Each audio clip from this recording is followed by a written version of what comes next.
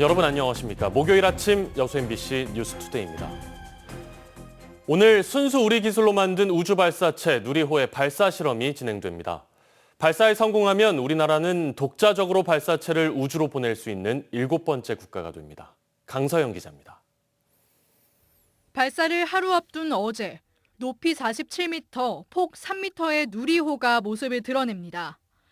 특수 차량에 실려 발사대로 이송된 누리호가 천천히 하늘을 향해 일어섭니다. 어제 무사히 기립을 완료한 누리호는 전자장비와 연료주입 밸브 등 설비 정비도 성공적으로 마쳤습니다. 오늘 설비를 재점검한 뒤 이상이 없는 것으로 확인되면 바람 등 날씨를 고려해 3시에서 7시 사이 정확한 발사 시간이 확정됩니다. 발사 시간 전후로는 나로우주센터 반경 최소 3km에서 95km까지 육상과 해상, 공역의 출입이 통제됩니다. 위성을 올릴 수 있는 발사체로서의 기능을 갖고 있는지, 소위 여러 가지 기술적인 단계들이 제대로 이루어졌는지, 내일은 어떻게 보면 이제 비행 시험의 한 과정, 마지막 단계라고 보고. 지상 600에서 800km 궤도에 위성을 쏘아 올릴 수 있는 로켓을 개발하기 위해 2010년부터 약 2조 원이 투입된 누리호 프로젝트.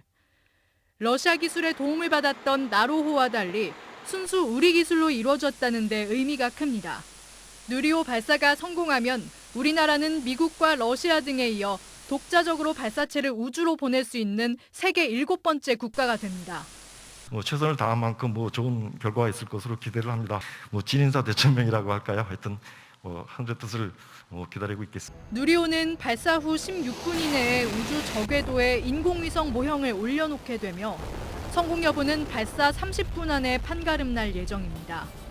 MBC 뉴스 강서영입니다. 그럼 고흥 우주발사 전망대를 연결해서 현장 상황 알아보겠습니다. 조희원 기자, 오늘 기상 상황에 따라서 발사 여부가 결정되는데요. 현재 상황 어떻습니까? 네, 고흥 우주발사 전망대에 나와 있습니다. 이곳은 오늘 발사가 진행될 나로 우주센터와 직선으로 약 16km 정도 떨어진 곳인데요. 바다 건너로 발사 장면을 생생하게 볼 수 있는 지점입니다.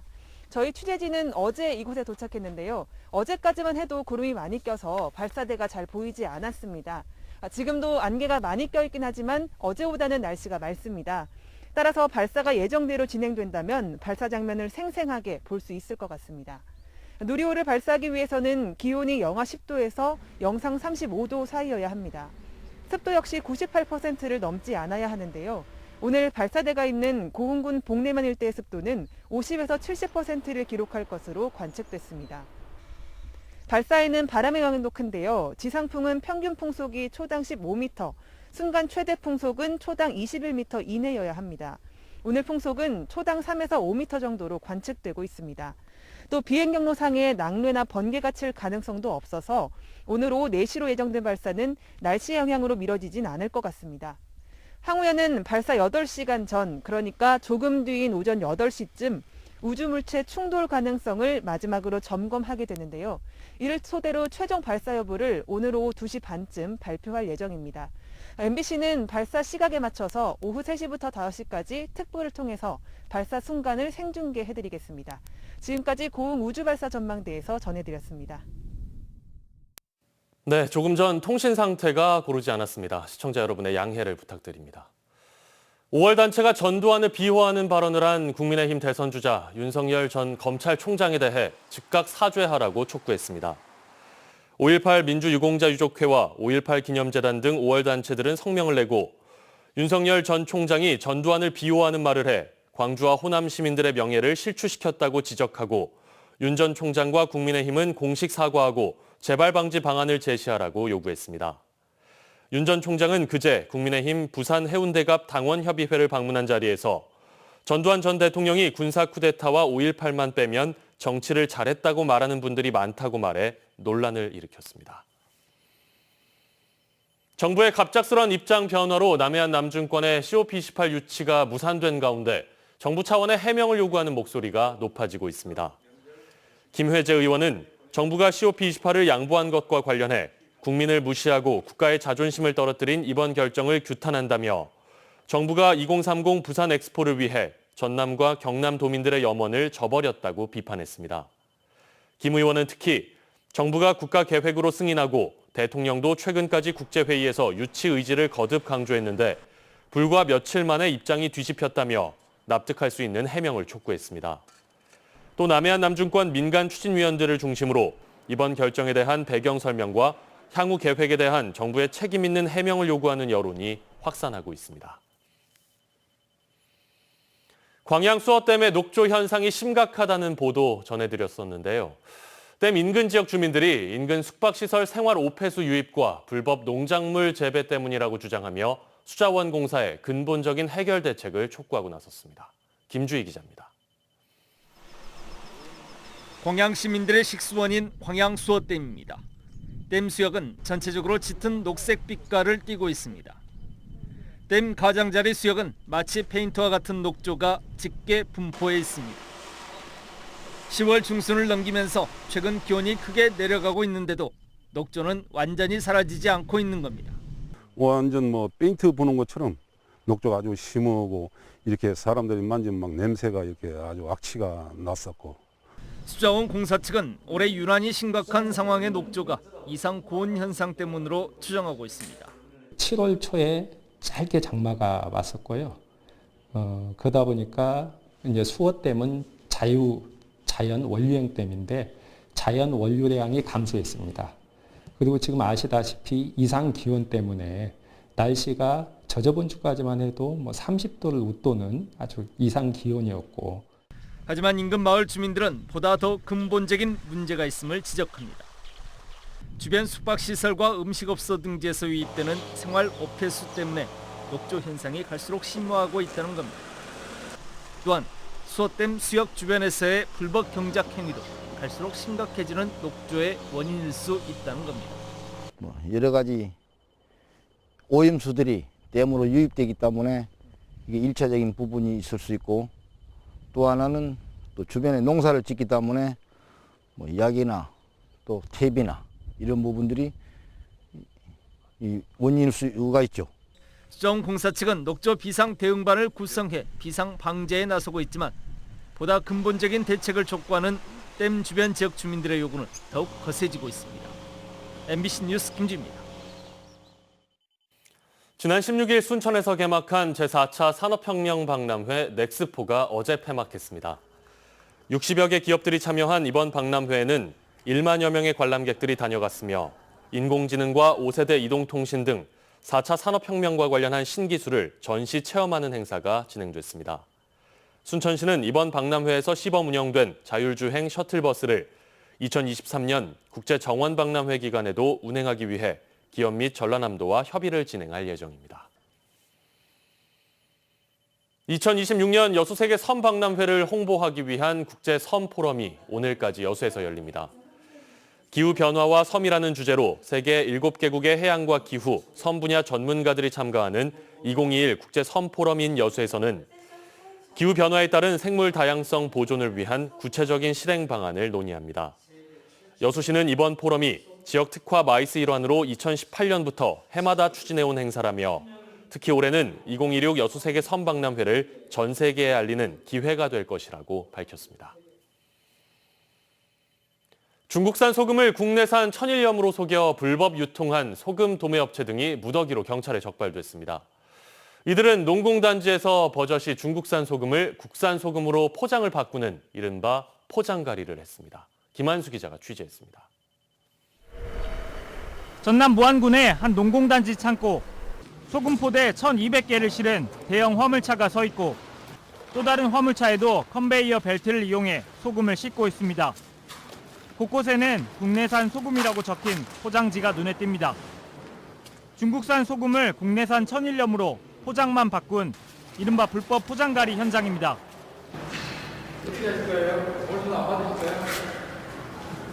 대형 화물차는 수시로 오가지만 늘상 창고 문을 굳게 닫고 작업하는 것을 수상하게 여긴 주민들이 경찰에 신고한 겁니다. 소금 도매업체 대표 48살 A씨는 지난해 10월부터 1년 가까이 중국산 소금 260톤을 들여왔습니다. 친인척 10여 명을 동원해 중국산 소금을 국산 소금으로 포장을 바꾸어 국내 김치 공장과 염전 등에 팔아왔습니다.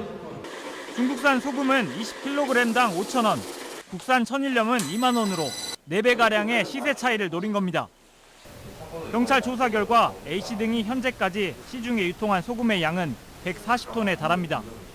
최근 김장철 앞두고 국내산 천일염 값이 상승하면서 포대가리 수법으로 차익을 노리려고 하는 사람들이 많다 보니까 저희들도 지자체와 협조해서 철저히 단속에 나가도록 하겠습니다. 경찰은 A씨에 대해 원산지 표시에 관한 법률 위반 혐의로 구속영장을 신청했고 시중에 유통된 중국산 소금이 더 있을 것으로 보고 추가 수사를 벌이고 있습니다.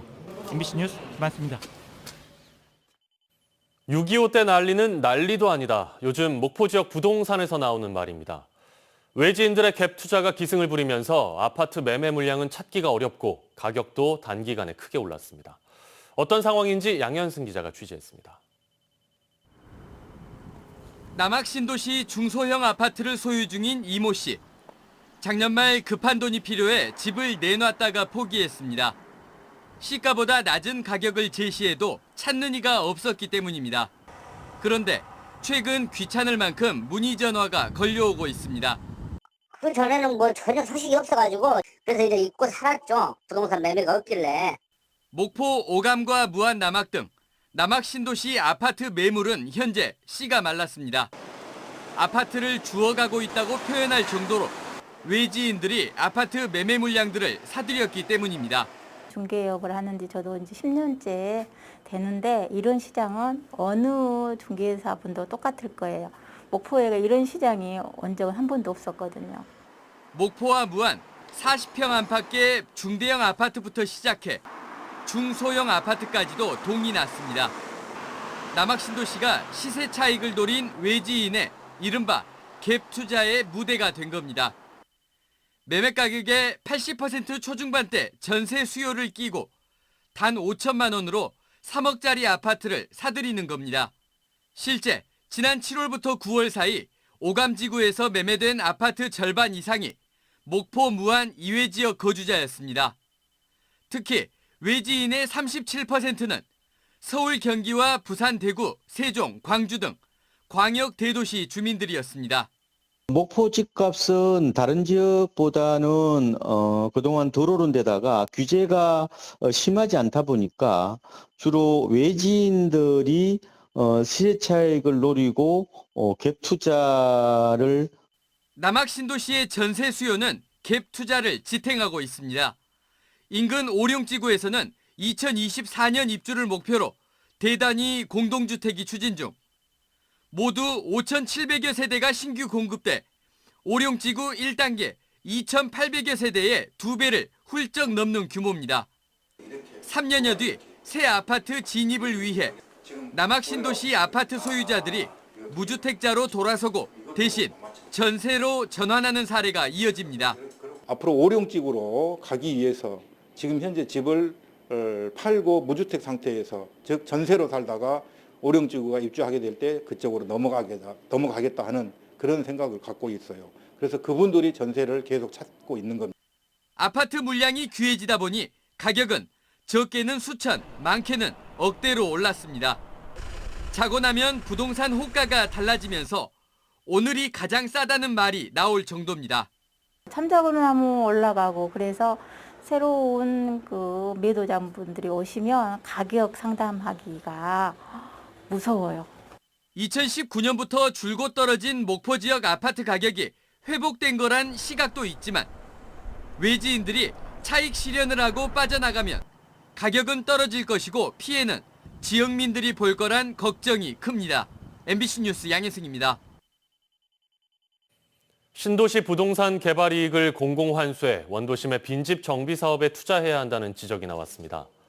전남도의회 민병대 의원은 최근 열린 전남도의회 임시회에서 지역 균형 발전을 위해서는 각 시군마다 시행하고 있는 민간 부동산의 신도시 개발 사업 이익을 환수해 원도심 빈집 정비 사업에 투자해야 한다고 주장했습니다.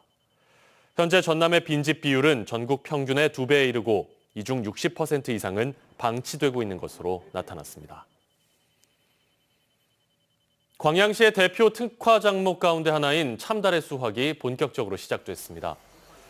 광양시 봉강면과 옥곡면 등의 과수시설 재배지에서 관내 60여 농가가 재배한 지역의 대표 특화 작목 참다래 수확이 본격적으로 시작됐습니다. 광양시는 올해 광양 참다래 수확 시기는 전년 대비 일주일 정도 빠르고 작황도 좋아 생산량 전년 대비 10% 정도 늘어나고 킬로그램당 단가도 전년 대비 500~600원 정도 높을 것으로 전망하고 있습니다. 전라남도는 11월 중 단계적 일상 회복이 실행될 것으로 예상됨에 따라 관광객 6천만 시대 회복과 외래 관광객 유치 50만 달성을 위해 5대 추진 전략과 15개 실행 과제를 추진합니다. 5대 추진 전략은 청정 전남 안심 관광과 체류형 관광 생태계 구축, 지속적인 외국인 관광객 유치 등으로 전남도는 2022년부터 2023년까지 자연 친화형 다양한 관광 프로그램을 운영할 예정입니다. 특성화구 현장 실습 피해자 가족 모임이 어제 여수시청 추모 헌화소와 고 홍종훈 군의 사고 현장을 방문해 더 이상의 억울한 죽음이 생기지 않도록 현장 실습 제도를 폐지해야 한다고 목소리를 높였습니다. 피해자 가족 모임은 또 최근 문재인 대통령이 현장 실습 폐지는 올바른 해결 방안이 아니라고 한 것과 관련해 진심 어린 사과가 먼저고 진상규명과 관련자 엄벌에 대한 약속이 우선돼야 한다고 지적했습니다. 이어 이제는 산업화 시대의 유물인 현장 실습 제도를 폐지하고 특성화고 학생들도 교육과정을 정상적으로 이수할 수 있도록 전국 동시 고졸 취업기간 제도를 시행해 줄 것을 요구했습니다. 여수 전남병원 장례식장이 지난달 27일 층간소음 문제로 아랫집 주민이 휘두른 흉기에 의해 살해당한 40대 부부의 장례식 비용 전액을 부담해 미담이 되고 있습니다. 층간소음 문제로 살해당한 부부는 여수 엑스포장 인근에서 치킨집을 운영하며 착실하게 살아왔고 희생된 부부의 두 딸은 외할아버지 부부가 돌보고 있는 것으로 알려지고 있습니다. 전남병원 장례식장은 이 같은 소식을 접한 뒤 숨진 부부의 경제적 여건을 감안해 장례식장 사용료와 조문객 식사 비용 등 2,500여만 원을 지원해 오늘 경찰의 날을 맞아 감사장을 받을 예정입니다.